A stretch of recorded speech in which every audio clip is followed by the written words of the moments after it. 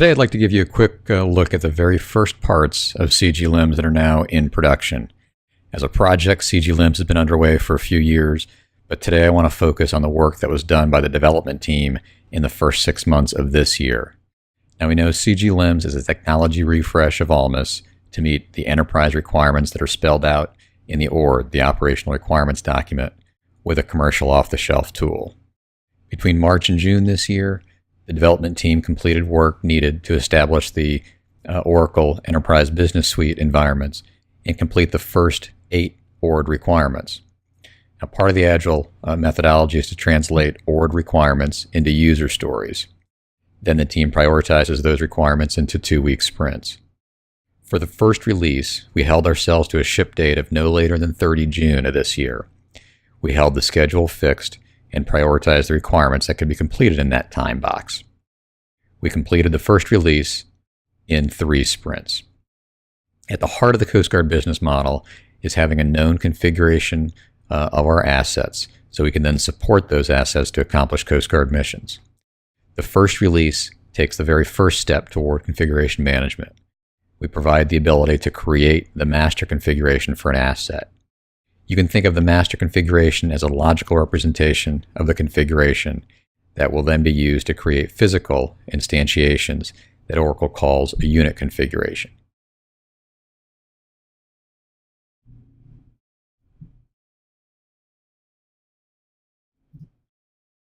And now we'll log into the production environment. We're connecting directly to the production servers that are on the data floor at OSC. So the speed that you see is the speed that anybody would see. And I noticed that it opened up to, with the menu, opened up to the same place that I was just a little bit earlier this morning as I was setting this up. So let me go ahead and collapse this down to what somebody would see who is logging in for the first time.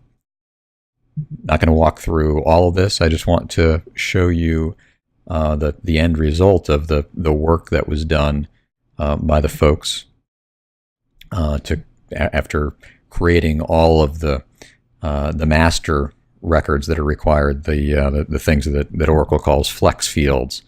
Some of the master data that's required, some of the lookup lists, some of the basics on the financial system. Before doing anything within the Oracle eBusiness Suite, you've got to make some assumptions about what the future accounting structure is going to be. So we worked with the FinCEN to make sure that was right. But today I just want to show you what the master configuration looks like after all of that groundwork was done. And so we'll go into the master configuration. I'll click on Overview, and the name, we know that everything starts with HC144 right now. The percent symbol is the wild card in Oracle, so I'll just type in HC144 with a percent sign. And then let's just go ahead into the aircraft, and we'll see the structure going down from the aircraft. You can see the airframe, the propellers and engines, and the avionics. We'll just let's drill into the airframe, and I'll just pick as for instance, a condenser unit. So this is, again, the master configuration. It's the logical representation of the HC144, and that's going to be used to build the individual configurations of actual aircraft. And if we go into the avionics, some of these parts may look familiar to somebody supporting other kinds of aircraft.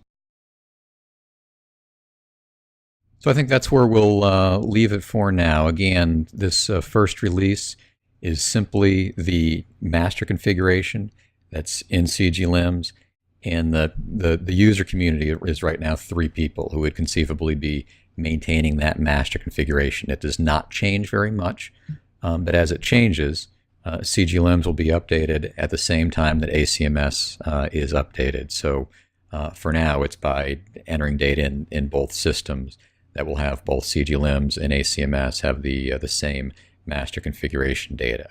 We realize that as we go forward, Having people put data into both systems isn't a good long-term answer, but right now, for the very limited amount of change that happens to that data, we're keeping it up to date, and we're working hard to plan out how we're going to implement the next big part of Oracle E-Business Suite in the next release, so that we're not in a position that people have to put things into two systems in the long term. So for now, that's your very high-level look at Release 1 of CGLIMS. Have a great day, everybody.